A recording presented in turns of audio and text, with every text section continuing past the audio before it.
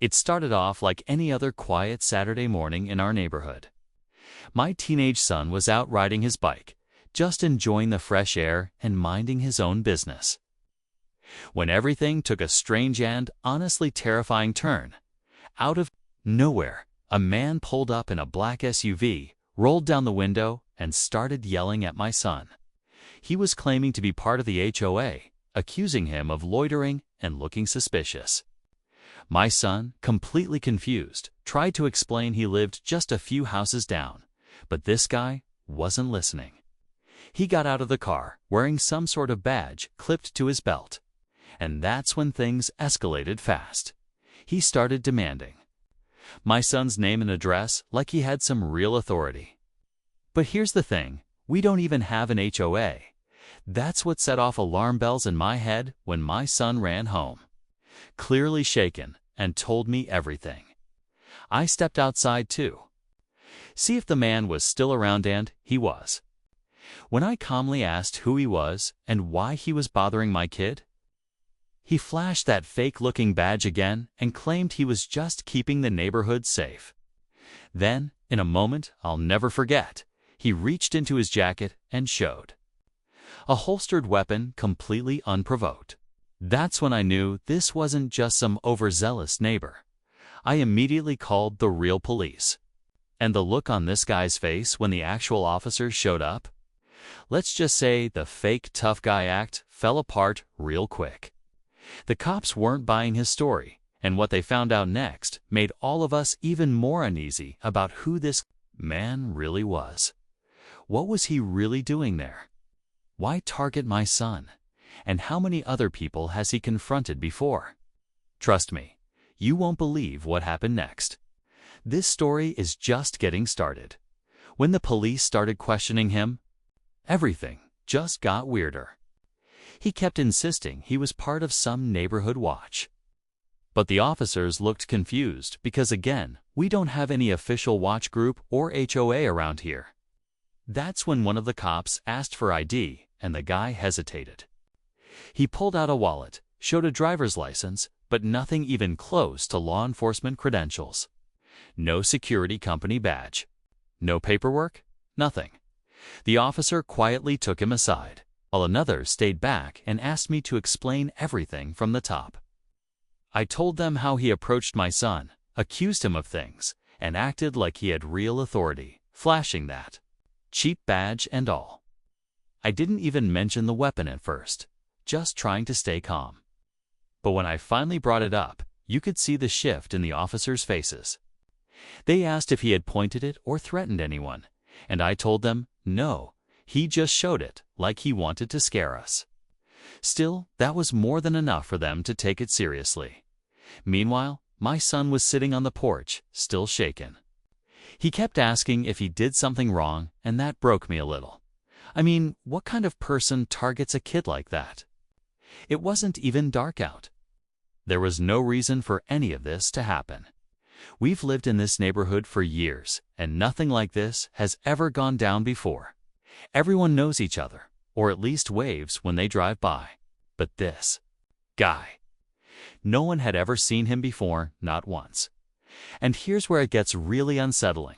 While the cops were running his name, I noticed something off about his car. No parking sticker, no HOA signs, no neighborhood decals. It didn't even have plates from our state. I pointed that out to one of the officers, and he nodded like it matched something they were already thinking. At that point, I had a bad feeling this man wasn't just some confused local. Something about this whole situation felt wrong. There was more to it than we realized. As the officers continued questioning him, a small crowd started forming. A few of our neighbors had come outside, drawn by the flashing lights and quiet whispers traveling down the block. Everyone was asking the same thing. Who is this guy, and why was he acting like some kind of fake HOA enforcer? One neighbor even asked if he was private security, but again, the answer was no. He wasn't hired by anyone on the street. No one knew him. And yet, he carried himself like he belonged there, like he had some kind of right to police our kids. One officer came back over and quietly asked if we'd ever seen him before. I said no, but my wife, who had just come outside, froze, swore she saw the same SUV parked a few houses down earlier that week. She thought maybe it was a delivery driver or someone visiting. But now, thinking back, she said it looked like he was just sitting there for a long time, doing nothing, just watching. That's when my stomach dropped. Is this just some random guy having a bad day, or had he been scoping out the neighborhood for a while? The police didn't give much away, but I could tell something was off in their tone. They kept glancing at each other like they weren't sure what they were dealing with either. Meanwhile, the man still hadn't been arrested. They hadn't cuffed him. He was just sitting on the curb, face pale, hands shaking slightly. The fake badge had already been taken away, and one officer was holding it in a clear evidence bag. The weapon was gone too, but we weren't told where or why. We were just told to stay calm, give statements, and wait. But waiting only made things worse. My mind kept going to darker places. What if he wasn't acting alone? What if he had been watching my son or other kids for longer than we realized? And why act like an HOA officer, of all things? Was it just a cover? It's a way to make people listen without asking too many questions. I didn't have the answers, but I needed them, just when we thought things couldn't get any stranger. One of the officers stepped away from the group and got a call on his radio. His expression changed instantly, like he'd just heard something he didn't expect. He walked back over to his partner, whispered something, and then both of them looked straight at the man on the curb. Without warning, they stood him up and started patting him down again, this time more aggressively. No one said anything at first, but the tension in the air got heavier. A few moments later, the officer walked back toward us. He kept his voice low, probably trying not to alarm the neighbors. He told me they had just gotten word that the SUV this guy was driving wasn't registered under his name. In fact, the plates came back to a rental car company, except the vehicle had been reported overdue, not officially stolen yet, but long enough to raise questions. That's when it hit me. If this guy was driving a rental he didn't return, using a fake badge, and claiming to be part of a non-existent HOA, what else was he hiding? The other officer opened the back of the SUV, and we could all see inside from where we stood. There were boxes and labeled, taped shut, and stacked neatly. They didn't open them right there, but I saw one of the officers take photos and radio something back to dispatch. Whatever was in those boxes had their attention. My wife gripped my arm tightly. We weren't just dealing with a fake cop anymore. This felt bigger. More calculated neighbors started whispering, wondering if he was some kind of scammer, maybe even trying to impersonate law enforcement to get into people's homes. Someone else mentioned they saw a man fitting his description knocking on doors earlier in the week, claiming he was doing property inspections for the HOA. But no one reported it at the time because it just seemed odd, not dangerous. Now it was clear this wasn't random. This man had a plan. And somehow, my son had ended up in the middle of it. It wasn't long before another patrol car arrived, this time with a plainclothes detective riding along. He didn't waste any time, walked straight over to the SUV, took one look at the guy sitting on the curb, and shook his head like he already knew who he was dealing with. Turns out, this wasn't the first time someone had reported strange behavior involving a man posing as an HOA official, but this was the first time they caught him red-handed, with boxes of who knows what in the back of a suspicious vehicle.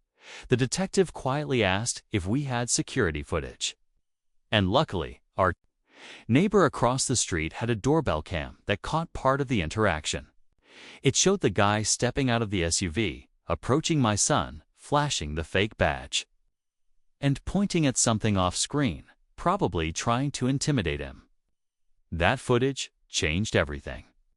Within minutes, the officers put the man in handcuffs and placed him in the back of the cruiser. No more hesitation, the boxers.